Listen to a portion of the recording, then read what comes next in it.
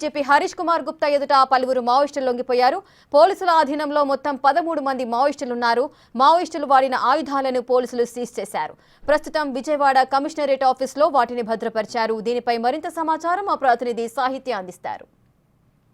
DGP police పరిధిలో ఇప్పటికే మావోయిస్టులను పట్టుకున్న పరిస్థితి అయితే ఉంది. ఇప్పుడు కమిషనరేట్ ఆఫీస్లో అయితే కనుక ఏదైతే అల్లూరి సీతారామరాజు జిల్లాలో స్వాధీనం చేసుకున్నటువంటి మారణాయుధాలన్నింటినీ కూడా ఇక్కడ డిస్పోజ్ చేసిన పరిస్థితి అయితే ఉంది. ఒక్కసారి మనం చూడొచ్చు ఈ వెపన్స్ అన్నింటినీ కూడా ఎక్కడైతే మావోయిస్టులు యూజ్ చేసి అడవుల్లో ఎక్కడెక్కడైతే తిరుగుతుంటారో వాళ్ళ దగ్గర అయితే కనుక ఇవన్నీ స్వాధీనం చేసుకున్న పరిస్థితి అయితే ఉంది. ఇవి చాలా కాలం నుంచి కూడా వాళ్ళు వాడినట్టుగా కూడా మనకు అర్థమవుతా ఉంది. ఒక్కసారి ఈ వెపన్స్ అన్నింటినీ కూడా చూస్తే అవి ప్లాస్టర్ వేసి కూడా వాటన్నిటిని కూడా చాలా క్లియర్ కట్గా మనకు అర్థమవుతా ఉంది. ఎందుకంటే పోలీసుల దగ్గర ఉండే వెపన్ వేరేగా ఉంటుంది, మావోయిస్టుల దగ్గర ఉండే వెపన్ వేరేగా ఉంటుంది. దాని మెయింటెనెన్స్ కూడా ఖచ్చితంగా కొంచెం డిఫరెంట్గా ఉంటుంది. కాబట్టి వాళ్ళు ఎప్పటి నుంచి వాడారు అనేది చాలా క్లియర్ కట్గా అర్థమవుతుంది. ఈ వెపన్స్ గురించి ఒకసారి అడిగి తెలుసుకుందాం. సార్ చెప్పండి. AK-47 ఇది AK-47.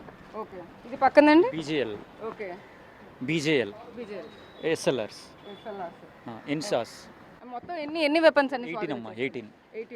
సో వాటికి సంబంధించినవన్నీ కూడా అంటే గతంలో ఇలాంటివి చాలాసార్లు కూడా పట్టుకున్న పరిస్థితి అయితే ఉంది. కానీ బట్ ఇవన్నీ కూడా ఎక్కడ ఏం చేయబోతున్నారు ఇప్పుడు? వెపన్స్ అనేది ఇవన్నీ సీజ్ చేస్తారు.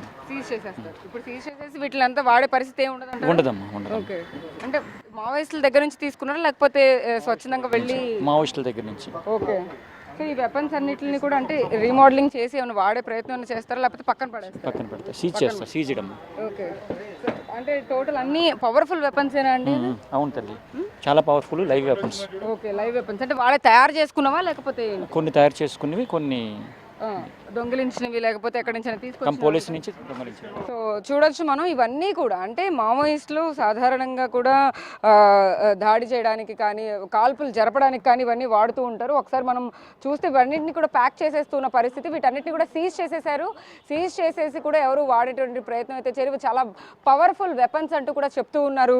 అయితే ఈ పవర్ఫుల్ వెపన్స్ అన్నిటిని కూడా వాళ్ళంతటా వాళ్ళే తయారు చేసుకున్న లేకపోతే ఎక్కడి నుంచో ఎక్స్పోర్ట్ చేసుకున్నవి కూడా అంటే ఎవరికి తెలియకుండా తెచ్చినవి కూడా ఉంటాయి. ఒకసారి చూడొచ్చు ఆ ప్యాకింగ్స్ అన్నింటినీ కూడా అంటే సీజ్ చేసేసారు కాబట్టి వీటిని తరలించే ప్రయత్నం అయితే చేస్తున్నారు. అన్నింటినీ కూడా చాలా జాగ్రత్తగా పోలీస్ ఆధ్వర్యంలో అయితే కనుక వీటన్నిటిని తీసుకెళ్లే ప్రయత్నం అయితే చేస్తూ ఉన్నారు.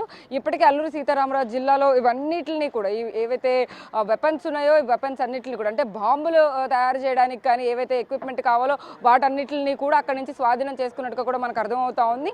ఈ వెపన్స్ అన్నింటిని కూడా ఏవైతే స్నైపర్స్ ఉంటాయో AK-47తో సహా పెద్ద పెద్ద గన్లన్నింటిని కూడా స్వాధీనం చేసుకున్న పరిస్థితి. వీటన్నిటిని కంప్లీట్గా సీజ్ చేసామంటూ కూడా డిపార్ట్మెంట్ మనకు చెప్తున్న పరిస్థితి కనపడుతుంది. వీడియో జర్నలిస్ట్ సాహిత్య బిగ్ టీవీ విజయవాడ నుంచి.